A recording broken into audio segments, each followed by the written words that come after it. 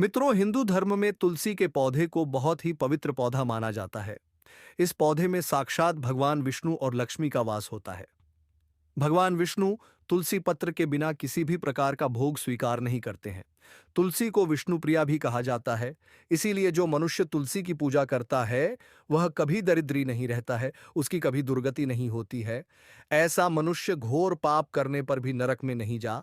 तुलसी को मात्र जल देने से क्या फल मिलता है, आइए जानते हैं। इस महान कथा के माध्यम से एक बार देवी सत्यभामा भगवान श्री कृष्ण से पूछती है, हे स्वामी, आप तो तीनों लोकों के स्वामी हैं, फिर भी आप इस तुलसी के पौधे की पूजा क्यों करते हैं?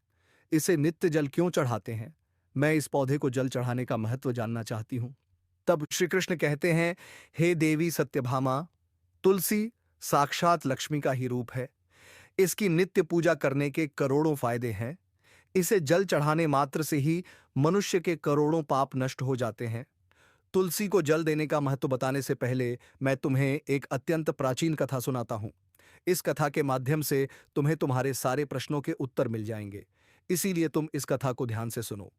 श्री कृष्ण कहते हैं, हे देवी, जो भी मनुष्य केवल इस कथा का श्रवण कर लेता है, उसे 100 वर्षों तक तुलसी को जल देने का फल प्राप्त होता है।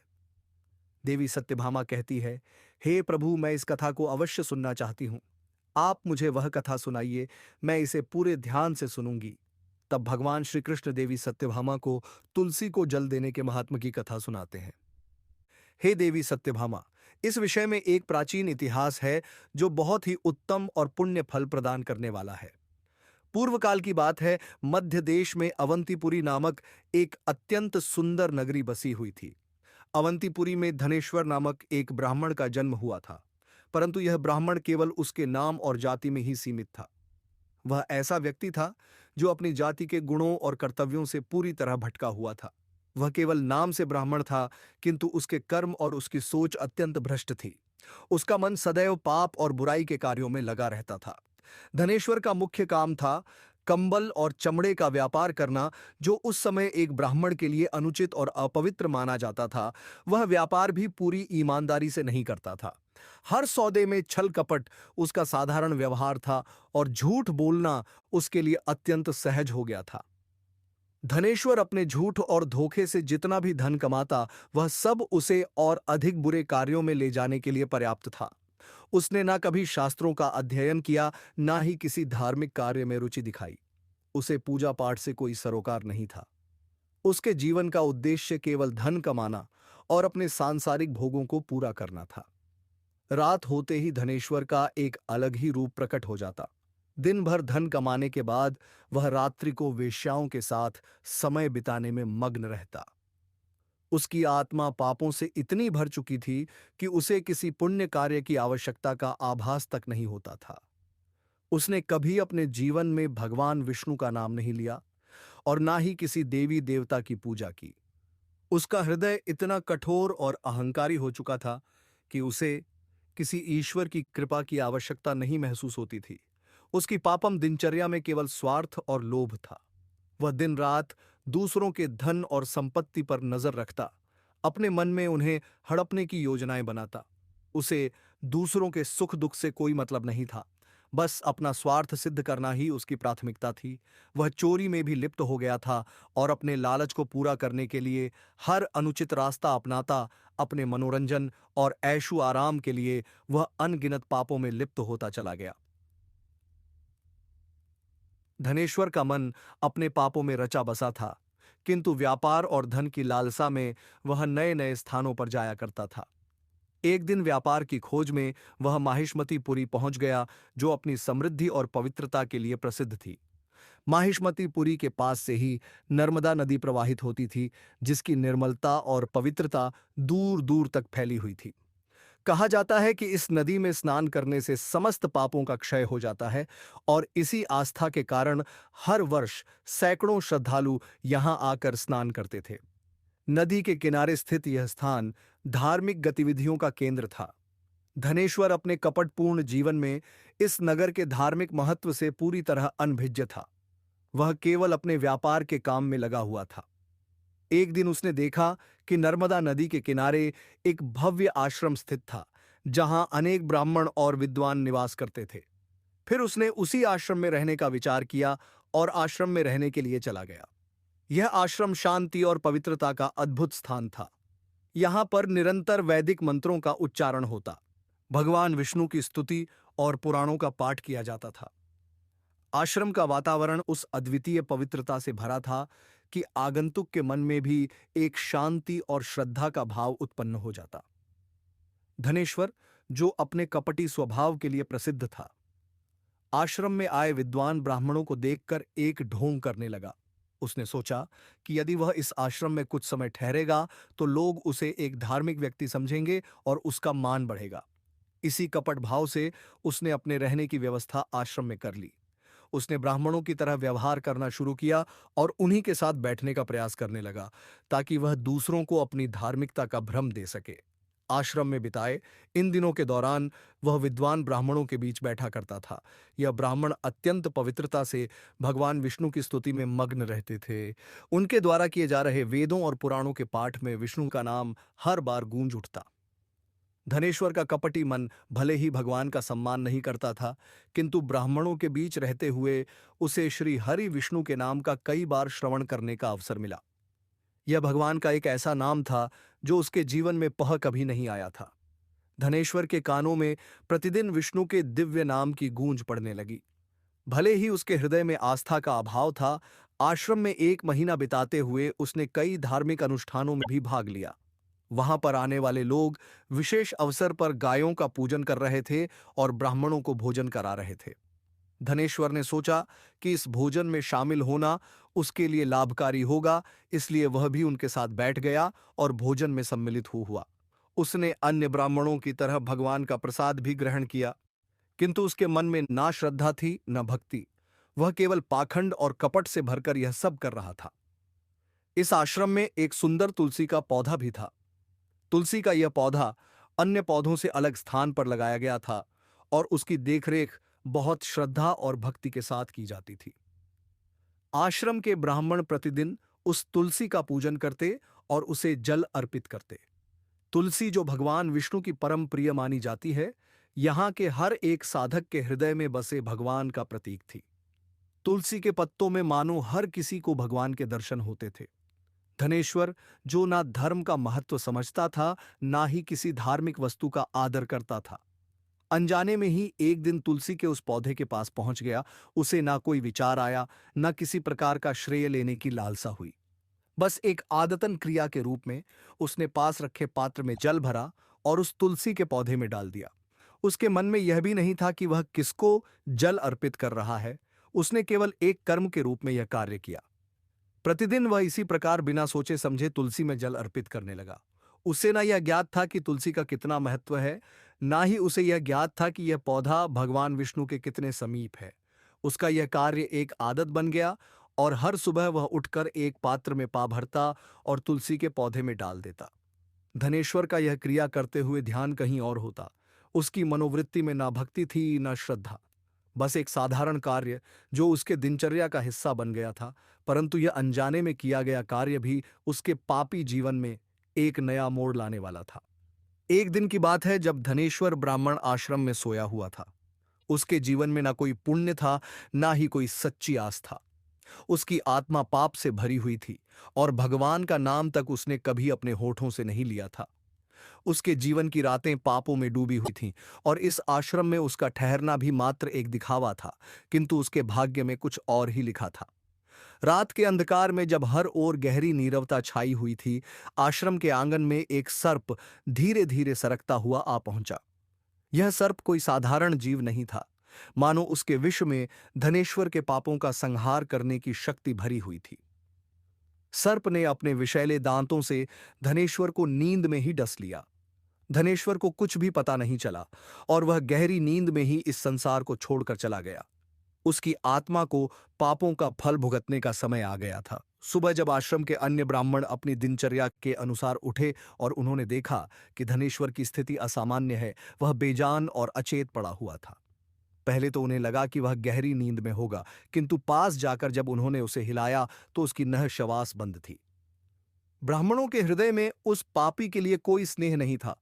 किंतु फिर भी उन्होंने अपने धर्म का पालन करते हुए उसे अंतिम संस्कार की तैयारी करने का निर्णय लिया।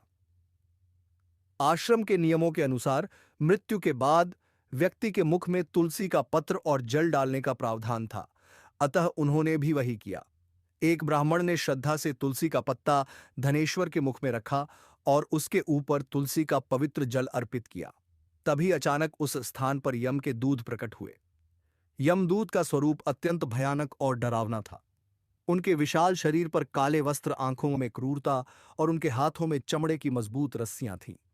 उन्होंने धनेश्वर की निर्जीव आत्मा को जकड़ लिया और उसे घसीटते हुए यमलोक की ओर ले जाने लगे। रास्ते में जाते हुए धनेश्वर की आत्मा को अपनी मृत्यु का भान हुआ और उसने विलाप करना शुरू कर दिया। उसकी कराह और रोने की आवाज यमदूतों के कानों तक पहुंची, पर उनके चेहरों पर दया की कोई भी भावना नहीं दिखी। धनेश्वर अपनी करुणा भरी आवाज में यमदूतों से कहने लगा, हे यमदूतों, मुझे कहाँ ले जा रहे हो? मेरी मृत्यु किस कारण से हुई? मैंने तो कोई पाप नहीं किया जो मुझे इस दंड का सामना करना पड़ रहा है। यमदूतों ने क्रूर हंसी के साथ उत्तर दिया, अरे दुष्ट ब्राह्मण, क्या तुझे अपने पाप याद नहीं है? जन्म से मृत्यु तक तूने केवल पाप ही पाप किए। तूने चोरी की, वेश्याओं के साथ संबंध रखे और कभी भी धर्म का पालन नहीं किया। दूसरों को छलना, धोखा देना और हर प्रकार से अधर्म का आचरण करना ही तेरी आदत बन चुकी थी। तेरे जैसे पापियों के लिए ही तो काल ने यह सर्प भेजा था। तेरी मृत्यु एक काले विषधर के काटने से हुई है। यह वही सर्प था जो तेरे पापों का अंत करने के लिए आया था। धनेश्वर यह सुनकर हतप्रभ हो गया। उसने सोचा था कि पापों का कोई कोई फल नहीं होता, किंतु आज उसके पाप उसके सामने खड़े थे। उसकी आत्मा कांप उठी। उसने यमदूतों से करुणा भरे स्वर में विनती की, हे यमदूतों, मुझसे गलती हो गई। मैं अज्ञानी था। मुझे क्षमा कर दो। मुझे एक और अवसर दो। मैं अपने जीवन को सुधार भगवान का स्मरण करूंगा। यमदूतों के चेहरों पर क्रोध और कठोरता का भाव था। उन्होंने बिना किसी दया के उत्तर दिया, तूने अपने जीवन में एक भी पुण्य कार्य नहीं कि तेरी आत्मा में केवल पाप भरे हैं और अब तुझे यमराज के समक्ष ले जाया जा रहा है। वहां तेरे पापों का लेखा जोखा होगा और तुझे तेरे कुकर्म का फल दिया जाएगा। यमराज के न्याय में कोई स्थान नहीं है उन पापियों के लिए जो जानबूझकर अधर्म का आचरण करते हैं। धनेश्वर की आत्मा अब और भी व्याकुल हो उठी। उसे अपने कर्मों का स्मरण होने लगा और उसकी दशा अत्यंत दयनीय हो गई। वह जोर जोर से विलाप करने लगा, अपनी छाती पीटने लगा और यमदूतों से बार बार क्षमा मांगने लगा, किंतु यम के दूतों को उस पर जरा भी दया नहीं आई। उन्होंने कठोरता से उसे पकड़ रखा था और उसे घसीटते हुए यमलोक की ओर ले गए। यमलोक के द्वार पर पहुंचते ही उसकी आत्मा भय से कांप उठी, क्योंकि अब उसे अपने पापों का दंड भोगना निश्चित था। जब यम के दूत उस पापी ब्राह्मण धनेश्वर को लेकर यमलोक पहुंचे, तो वहां का दृश्य अत्यंत भव्य और गंभीर था। यमराज अपने विशाल सिंहासन पर आसीन थे। उनके चारों ओर यमलोक के अनुचर और न्याय का प्रतीक चित्रगुप्त बैठे हुए थे। चित्रगुप्त के हाथों में एक विशाल ग्रंथ था, जिसमें प्रत्येक आत्मा के जीवन का लेखा जोखा लिखा हुआ था। जैसे ही धनेश्वर को यमराज के समक्ष प्रस्तुत किया गया, चित्रगुप्त ने अपनी ग्रंथिका के पन्ने पलटने शुरू किए और उसकी आत्मा के हर पाप को देखने लगे। चित्रगुप्त ने धनेश्वर के पापों का विवरण यमराज के सामने प्रस्तुत करते हुए कहा, हे महाराज, इस धनेश्वर ने बचपन से लेकर मृत्यु तक केवल पाप ही किए हैं। इसका हृदय सदा अधर्म, कपट और छल से भरा रहा। इसने ना कभी सत्य बोला, ना किसी का उपकार किया और ना ही भगवान का स्मरण किया। यह पाप का साक्षात मूर्तिमान प्रतीक है। इसने चोरी की, वेश्याओं के संग समय बिताया, झूठ और कपट से धन कमाया और अपने कर्मों से केवल अधर्म का मार्ग अपनाया। इसके जीवन में ना कोई पुण्य था और ना ही कोई भलाई का कार्य। चित्रगुप्त के इन शब्दों से धनेश्वर की आत्मा भय से कांप उठी। उसे समझ आ चुका था कि उसका जीवन केवल पापों की परछाई बन चुका था। उसकी सारी विनती और क्षमा की पुकार यहां यमलोक में कोई असर नहीं डाल रही थी। उसने अपनी आत्मा को कांपते हुए यमराज की ओर देखा, शायद वे उस पर दया करें, परंतु यमराज के चेहरे पर कठोरता और न्याय का भाव स्पष्ट था। यमराज ने अपनी गहरी आवाज में कहा, हे दूतों, यह ब्राह्मण नाम का कपटी और दुष्ट प्राणी अपने जन्म से लेकर मृत्यु तक केवल पाप करता रहा। इसके हृदय में न तो धर्म के प्रति आदर था और न ही ईश्वर के प्रति श्रद्धा। ऐसे पापी जीव को अब दंड का पात्र बनना ही चाहिए। इस दुष्ट ब्राह्मण को कुंभी पाक नामक नरक में डाल दो, जहां इसके पापों का संहार किया जाएगा। यमराज के आदेश का पालन करते हुए यमदूत हंसते हुए धनेश्वर को अपने बंधन में कसकर पकड़कर उसे घसीटते हुए ले गए। उनका हंसना मानो धनेश्वर के भय को और अधिक बढ़ा रहा था। मार्ग में चलते हुए यमदूतों ने उस पापी ब्राह्मण को मुदगर से पीटना शुरू कर दिया। हर प्रहार से धनेश्वर के शरीर से दर्द की चीखें निकल रही थीं। उसका मस्तक टूट गया, रक्त बहने लगा और उसकी आत्मा असहनीय पीड़ा में थी। परंतु यमदूतों के चेहरों पर करुणा का एक भी भाव नहीं था। वे अपनी हर प्रहार में उसकी आत्मा के पापों का दंड दे रहे थे। वे उसे कुंभी पाक नामक भयंकर नरक में ले गए। यह नरक अत्यंत भयावह और यातनाओं से भरा हुआ था। वहां का वातावरण अंधकारमय और आतंक से भरपूर था। कुंभी पाक नरक में बड़े बड़े घड़े रखे थे, जिनमें खौलता हुआ तेल भरा हुआ था। उन घड़ों के नीचे एक भयंकर अग्नि धधक रही थी, जिसकी लपटें इतनी प्रचंड थीं कि वहां की गर्मी और डरावना दृश्य किसी भी आत्मा को कंपा दे। हर तरफ चीखें गूंज रही थीं। वहां की आत्मा पीड़ा में विलाप कर रही थी और दया की गुहार लगा रही थी, परंतु उनकी पुकार को सुनने वाला कोई नहीं था। धनेश्वर की आत्मा कांप उठी। वह समझ गया था कि उसके पापों का यह परिणाम कितना भयानक होगा। यमदूतों ने उसे घसीटते हुए उस खोलते हुए तेल के बड़े घड़े के पास ले आए। उसकी आंखों में अब केवल डर और पीड़ा का भाव था। उसने यमदूतों से अंतिम बार विनती की, हे दूतों, मुझे क्षमा कर दो। मुझे इस दंड से मुक्त कर दो। मैं अपने पापों का प्रायश्चित करूंगा। परंतु यमदूतों के दिल में उसकी इन करुण पुकारों के प्रति कोई दया नहीं जागी। उन्होंने कठोरता से कहा, तूने अपने जीवन में कभी भी किसी पर दया नहीं दिखाई। अब हमारे पास तेरी दया के लिए कोई स्थान नहीं है। अब तुझे अपने पापों का दंड भुगतना होगा। इतना कहकर उन्होंने धनेश्वर को खोलते हुए तेल के घड़े में डाल दिया। धनेश्वर को कुंभीपाक नरक में डालते ही खोलता हुआ तेल एकदम से ठंडा पड़ गया और उस भयानक नरक की धधकती अग्नि भी शांत हो गई। यमदूत के लिए यह घटना आश्चर्यजनक थी। उसने अपने पूरे समय में ऐसा कभी नहीं देखा था। अनगिनत पापियों को कुंभी पाक के खोलते तेल में डालते हुए देखा था और वे सभी उस उबलते तेल में छटपटाते हुए अपने पापों का दंड भुगते थे। किंतु आज जैसे ही यह पापी ब्राह्मण उसमें गिरा, तेल अचानक शीतल हो गया। यमदूत की समझ में यह बात नहीं आ रही थी कि आखिर ऐसा कैसे हुआ। उसके मन में इस विचित्र घटना को लेकर कई प्रश्न उठे। सोचते सोचते उसने तुरंत निर्णय लिया कि इस अजीब घटना की जानकारी यमराज को दी जानी चाहिए। वह तीव्र गति से दौड़ता हुआ यमराज के सिंहासन के समक्ष पहुंचा। उसकी सांसें तेज हो गई थीं और चेहरा आश्चर्य से भरा हुआ था। यमराज ने उसे इतनी तीव्रता से दौड़ते हुए देखा तो उनके मुख पर हल्की चिंता की रेखा उभर आई। यमराज ने गंभीर स्वर में पूछा, हे दूत, तुम इतनी शीघ्रता से क्यों दौड़ते हुए आए हो? क्या कोई विशेष बात है? यमदूत ने विनम्रता से यमराज को प्रणाम किया और कहा, हे धर्मराज, आज एक अत्यंत विचित्र घटना घटी है। आपने जिस पापी ब्राह्मण को कुंभीपाक नरक में डालने का आदेश दिया था, जैसे ही हमने उसे उस खोलते तेल में गिराया, वहां की अग्नि ठंडी पड़ गई और वह तेल जो हर समय उबलता रहता था, एकदम शीतल हो गया। ऐसा पहले कब नहीं हुआ। इस घटना से मैं अत्यंत अचंभित हूँ। यमराज ने यह सुनकर अपनी बरकुट सड़ ली और गंभीरता से विचार करते हुए बोले, यह तो सचमुच अजीब घटना है। कुंभीपाक का दंड तो सबसे घोर पापियों के लिए होता है और इसकी अग्नि कभी किसी के लिए ठंडी नहीं हुई। ऐसा तो कभी किसी के साथ नहीं हुआ। इसके पीछे अवश्य कोई रहस्य है। अभी यमराज विचार ही कर रहे थे कि तभी वहां दिव्य संगीत की ध्वनि गूंज उठी और उस स्थान पर देवर्षि नारद का आगमन हुआ। नारद मुनि का व्यक्तित्व तेज और सौम्यता से भरा हुआ था। उनके आगमन से यमलोक में एक दिव्य प्रकाश फैल गया। यमराज ने अपने स्थान से उठकर आदरपूर्वक देवर्षि नारद का स्वागत किया और उन्हें प्रणाम करते हुए कहा, हे देवर्षि, आप जैसे सदा शुभ समय पर ही पधार हैं। आपका यहां स्वागत है, कृपया विराज हो। फिर नारद जी मुस्कुराए और अपना विनम्र अभिवादन किया। फिर यमराज ने कहा, हे देवर्षि, आपके आगमन से यमलोक में एक विशेष सौम्यता आई है। आज आपके आने से हम एक विचित्र समस्या का समाधान प्राप्त कर सकते हैं।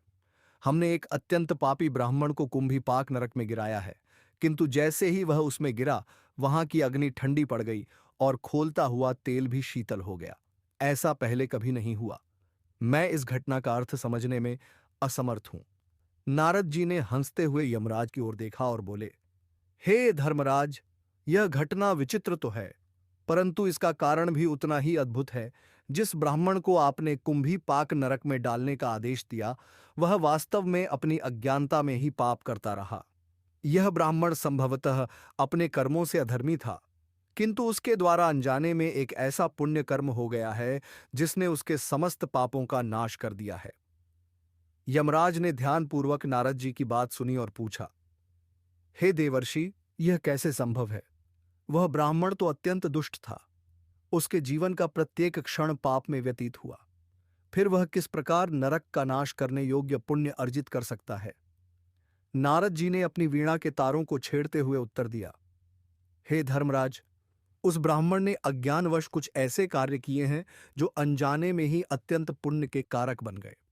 उसने 1 मास तक एक ऐसे पवित्र आश्रम में निवास किया जहां भगवान विष्णु के परम भक्त निवास करते थे।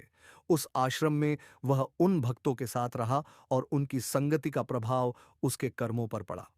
वह नित्य भगवान विष्णु का नाम सुनता रहा और भले ही अज्ञानतावश उसने स्वयं भी उस परम नाम का श्रवण किया। इस प्रकार उसने भगवान के पवित्र नाम का संचित पुण्य प्राप्त किया है। नारद जी ने आगे कहा, और इतना ही नहीं, उस ब्राह्मण ने उस आश्रम में स्थित एक तुलसी के पौधे को भी अनजाने में ही प्रतिदिन जल अर्पित किया। तुलसी का पूजन और उसका संवर्धन भगवान विष्णु के लिए अत्यंत प्रिय है। जिस किसी ने भी तुलसी को जल अर्पित किया है, वह स्वतः ही भगवान विष्णु के निकट पहुंच जाता है। इस ब्राह्मण ने यह कार्य श्रद्धा से नहीं परंतु आदतन किया था और इसी कारण इसके सारे पाप धीरे धीरे नष्ट हो गए हैं। तुलसी का महत्व और विष्णु नाम का प्रभाव इतना महान है कि यह ब्राह्मण अब नरक का अधिकारी नहीं रहा। यमराज ने यह सुनकर गंभीरता से सिर हिलाया और बोले, हे देवर्षि, आपके वचनों से मेरी आंखें खुल गई हैं। यह सचमुच अद्भुत है कि भगवान का नाम और तुलसी सेवा भी एक पापी के पापों को नष्ट करने में समर्थ है। यह ब्राह्मण जिसने अनजाने में ही या पुण्य कमाया है, अब वास्तव में नरक का अधिकारी नहीं है। आपने उचित समय पर हमें यह सत्य बतलाया। नारद जी ने प्रसन्नता से कहा, हे धर्मराज, ऐसे पुण्य कर्म अनजाने में ही सही परंतु एक विशाल प्रभाव छोड़ते हैं। इसी कारण मैंने कहा कि इस ब्राह्मण के लिए केवल नरक का दर्शन कराना ही पर्याप्त है, क्योंकि उसे अपने पापों का भय समझ में आना चाहिए, किंतु वह अब विष्णु लोक जाने का अधिकारी बन गया है। यमराज ने अपने दूतों की ओर देखा और आदेश दिया, हे दूतों, इस ब्राह्मण को कुंभीपाक नरक से बाहर निकालो और इसे संपूर्ण नरकों का दर्शन कराओ। इसे हर नरक का दृश्य दिखाओ ताकि इसे अपने पापों का एहसास हो, यह जान सके कि अपने बुरे कर्मों से क्या भयानक परिणाम हो सकते हैं। यमदूतों ने तुरंत ही यमराज के आदेश का पालन किया। उन्होंने धनेश्वर को कुंभपाक नरक से बाहर निकाला और संपूर्ण नरकों का दर्शन कराने लगे। धनेश्वर ने हर नरक का दृश्य देखा जहां आत्माएं अपने पापों का दंड भुगत थीं।